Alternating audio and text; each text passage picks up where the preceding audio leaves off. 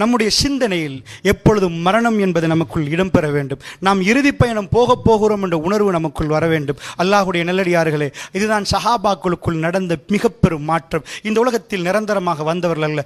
கவனமாக ஒவ்வொரு நாளும் ஹுக்கூக்குல் இபாத், அல்லாஹ்வுக்கு செய்கிற கடமை, அடியார்களுக்கு செய்கிற கடமை. முதலிலே கடன் விஷயங்கள், யாருக்கும் துரோகம் செய்திடக்கூடாது. எந்த ஒரு மனிதனை நோவித்திருந்தால் போய் மன்னிப்பு கேளுங்கள், இறங்குங்கள், ஒரு படி கீழே இறங்குங்கள். பாவம் செய்ய மாட்டோம் என்று யாருமே இல்லை. இறங்கி மன்னிப்பு கேட்டு நம்முடைய மரணத்துக்கான பயணத்துக்கு நாம் நம்மளை தயார்படுத்திக் கொள்ள வேண்டும். வீடுகளை தட்டியாவது எங்களை மன்னித்துக் கொள்ளுங்கள் என்று சொல்ல வேண்டும். அல்லாஹ்வுடைய நல்லடியார்களை பெருமானார் ஸல்லல்லாஹு அலைஹி வஸல்லம் கடைசி வார்த்தைகள் என்ன? ஆயிஷா அம்மாவிடம் கேட்கிற, அதாவது ஆயிஷா சொல்கிற நேரம் கடைசி 3 வார்த்தை சொன்னால், அதுக்கு முன்னாடி 3 வார்த்தைகள் சொன்னார்கள். அந்த 3 வார்த்தை என்ன? அல்லாஹ் மக்ஃபிர்லி, அல்லாஹ்வே என்னை மன்னித்து விடு. மௌத்தாகிறதுக்கு ஒரு சில நிமிடங்களுக்கு முன்னாடி ரசூலுல்லாஹ் வாழ்க்கையே தௌபாவில் ஈடுபட்ட ரசூலுல்லாஹ் என்ன சொன்னாங்க? யா அல்லாஹ் என்னை மன்னித்து விடு, யா அல்லாஹ், அல்லாஹ்வே என்னை மன்னித்து விடு. முழு வீட்டையும் கொடுத்து ஆயிஷா அம்மா சொன்னால் எதுவுமே இல்லை, ஒரே ஒரு பொருள் இருந்தது.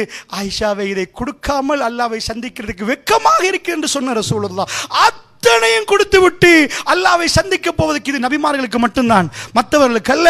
அத்தனையும் கொடுத்த ரசூலுல்லாஹ் அல்லாஹ்வே என்னை மன்னித்து விடு யா அல்லாஹ் திங்கட்கிழமை காலையில் 3 முறை சொன்னார்கள் என்று ஆயிஷா ரலியல்லாஹு சொன்னார்கள். அதனோடு தான் ரசூலுல்லாஹ் கொஞ்ச நேரத்தில் என் தோளில் சாய்ந்தார்கள். மாத்த ரசூலுல்லாஹ் மௌத்தாகி விட்டார்களே அல்லாஹ்வுடைய நல்லடியார்களே. அதனால் அடியார்களுக்கு செய்த துரோகங்கள் எதாவது இருந்தால் கையை பிடித்து அவர்களை மன்னிப்பு கேட்டு விடுங்கள். மன்னிப்பு கேட்டு மரணத்துக்காக வேண்டி தயாராகி விடுங்கள். அல்லாஹ்வுடைய நல்லடியார்களே, எந்த நேரமும் ஒரு விபத்திலும் மரணம் வரலாம், உட்காருகிற நேரம் மரணம் வரலாம், சாப்பிடுற சாப்பாடு விஷமாக மாறி மரணம் வரலாம், நமக்கு இயல்பிலேயே மரணம் வரலாம். அல்லாஹ் ரப்புல் ஆலமீனை சந்திக்க போகிறோம் என்ற உணர்வோடு நின்றால் ரப்பு அவனையும் நாங்கள் சந்திக்கிற நேரம் சந்தோஷமாக எங்களை அரவணைப்பான். யார் ரப்பை சந்திக்க விரும்புகிறார்களோ ரப்பும் அவர்களை சந்திக்க விரும்புகிறார். அப்படி என்று சொன்னால் அல்லாஹ்வுடைய நல்லடியார்களே, இந்த விஷயங்கள் ஒவ்வொன்றாக கவனத்தில் கொண்டு உமர் பின் கத்தாவுடைய கடைசி நேரங்களில் நீங்கள் பார்க்கிற நேரம் அவர் மரணத்துக்கு எப்படி தயாரானார் என்பதை மிக அழகாக பாடம் சொல்கிறார். இப்னு உமர் அவருடைய மகன் அப்துல்லா இப்னு உமர் அழகாக கூப்பிடுகிறார். அப்துல்லா, போய் சொல்லுங்கள் ஆயிஷா அம்மாவுக்கு ரத்தம் ஓடுது. 3 நாள் வாழ்ந்தார்கள், ரத்தம் ஓடுது. அந்த காலத்தில் ஆபரேஷன் பண்ணுவது கொண்டும் இல்லை, பாலை கொடுப்பார்கள். கொடுத்து குடல் வெட்டி இருந்தால் பால் வருகிறதா என்று பார்ப்பார்கள், அதுதான் அர்த்தம். கொடுத்து பார்ப்பார்கள், கசிந்தால் அந்த கலரை பார்த்து இதுக்கு மேல் ஒன்றும் பண்ண முடியாதுன்னு முடிவெடுத்து விடுவார்கள். அப்பொழுது எல்லோருக்கும் தெரிந்து விட்டது உமர் பின் கத்தாபுடைய கடைசி நாட்கள் போகிறது. கூப்பிட்டார்கள். அப்துல்லா அவருக்குள் பெரும் தலைவலி. என்ன தலைவலி என்று நினைக்கிறீர்கள்? 2 தலைவலி. இதுவரைக்கும் அவர் 12 ஆண்டுகள் அவர் ஆட்சி பண்ணினார். 1 ரூபா சம்பளம் வாங்கவில்லை. 1 ரூபா ஹசானாவில் இருந்து கடன் எடுத்திருக்கிறார். சொன்னார் அப்துல்லா, இதையெல்லாம் வித்து விட்டு கடனை முடித்து விடுங்கள். இது என்ன? அப்படி இல்லை என்றால் அவருடைய குடும்பத்தை சொல்லி சொன்னார்கள், இங்கே போய் எடுத்து நீங்கள் கொடுக்கணும், வேற யாரிடமும் போகக்கூடாது என்றார். சுப்ஹானல்லாஹ், அந்த தன்மானத்தை ரசூல் அப்படியே கொடுத்து வளர்த்திருந்தார்கள். ஆட்சியிலே 1 ரூபா பணம் வாங்காமல், சம்பளம் வாங்காமல் தன்னுடைய வாழ்க்கையில் 12 ஆண்டுகால ஆட்சி, அற்புதமான ஆட்சி உமர் பின் கத்தாப் ரலியல்லாஹு அன்ஹு அவர்கள் முடிக்கிற தருணம் அல்லாஹ்வுடைய நல்லடியார்களே.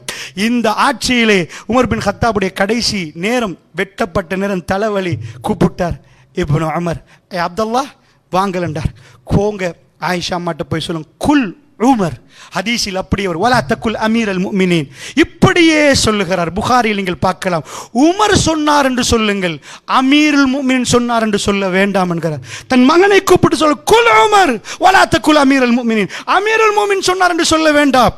ஆயிஷா அம்மாட்ட போங்க, போய் கேளுங்க. ரசூலுல்லாஹ் பக்கத்தில் அபூபக்கர் சித்திக், அது அவங்களுக்கு ஒரு இடம், இந்த உமருக்கு விட்டு தரலாமான்னு கேளுங்க. ஒரு ஆட்சியாளர், ஒரு ஜனாதிபதி, ஒரு மிக பெரும் வல்லரசு சாம்ராஜ்யத்துக்கு தலைவர் தன்னுடைய ரசூலுல்லாஹ்வுடைய மனைவிடம் போய் கேட்க சொல்கிறார், அந்த இடத்தை விட்டு தரலாமா? பெருமானார் பேசுகிற நேரம் நானும் அபூபக்கரும் உமரும், நானும் அபூபக்கரும் உமர், நானும் அபூபக்கரும், எல்லா விஷயத்திலும் அவர்கள் அப்படி இருந்தார்கள். அந்த இடம் தரலாமான்னு கேட்டார். போய் கதவை தட்டி இன்னொரு விஷயம் சொல்லி கொடுக்கிறார். சலாம் சொல்லுங்கள் என்கிறார். சலாம் சொல்லுங்கள். தண்ட மகனுக்கு என்ன தர்த்தீபை சொல்லிக் கொடுக்க. ஹதீஸை பார்க்கிற நாம், மரணப்படுக்கை ரத்தம் போகிறது, சலாம் சொல்லுங்கள் ஆயிஷா அம்மாவுக்கு என்கிறார். அவர் அதே மாதிரி சொல்லுகிறார். அவர்கள் அழுது விட்டு சொன்னார்கள், உமர் பின் கத்தாபுடைய இந்த இழப்பை கேட்டு அழுது விட்டு அவர்கள் சொல்லுகிறார்கள், அது எனக்குரிய இடம் என்றாலும் நான் அவருக்கு அதை கொடுக்கிறேன் என்றார்கள். இல்லென்றால் உமர் பின் கத்தாப் சொன்னார்கள், அவர்கள் தரவில்லை என்றால் பொது மையவாடியில் என்னை கொண்டு போய் அடக்கி விடுங்கள் என்றார்கள். அதற்கு பிறகு வந்து சொன்னார்கள், ஆயிஷா ரலியல்லாஹு அன்ஹா அவங்க வீடு அது, அதை தந்து விட்டார்கள் என்றார்கள். அல்ஹம்துலில்லாஹ் என்றார்கள். அவருடைய பாரம் நீங்கி விட்டது. ரசூலுல்லாஹ்வுடைய ரவுலாவிலே நீங்கள் போய் பார்க்கலாம். அபூபக்கர் சித்திக் அவருடைய கபர், அடுத்தது உமர் பின் கத்தாபுடைய கபர். 3வது நாள் மௌத்தாக போறார்கள். கொஞ்ச நேரத்தில் அவருடைய ரூஹு பிரிய போகுது. கூப்பிடுறார், அப்துல்லா இங்க வாங்க. திரும்ப போய் ஆயிஷா அம்மாட்ட கேளுங்க. அவருக்கு பயம், ஆட்சியால் தந்துடக்கூடாது, என் அதிகாரத்தால் தந்துடக்கூடாது, சாதாரண உமர் கேட்கிறேன், அதனால் நான் மௌத்தாக என்னை கொண்டு போவீங்களே, அவர் தலையில் அதே வேலை செய்யுது, எவ்வளவோ பிரச்சனை, அதாவது எல்லா நாட்டு நிர்வாகிகள் கவர்னர்கள் எல்லாம் இருக்கு, ரசூலுல்லாஹ் பக்கத்தில் அடக்கம் செய்யப்படணும் என்பது அவருடைய கல்புல உள்ள பாரம்.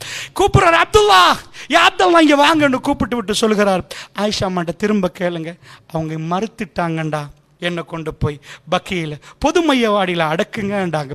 திரும்ப ஜனாசாவோடு போகிறார்கள். ஆயிஷா அம்மாவிடம் திரும்ப கேட்கிறார்கள். அவர்கள் சொல்லிவிட்டார்கள், இது உமருக்குடைய இடம் என்றார்கள். அல்லாஹ் அக்பர். அல்லாஹுடைய நல்லடியார்களே, இவைகள் நம்முடைய கல்வியில் ஆழமாக பதிந்து நாம் மாற வேண்டும் என்பதற்கு இந்த செய்திகளை உங்களுக்கு மத்தியில்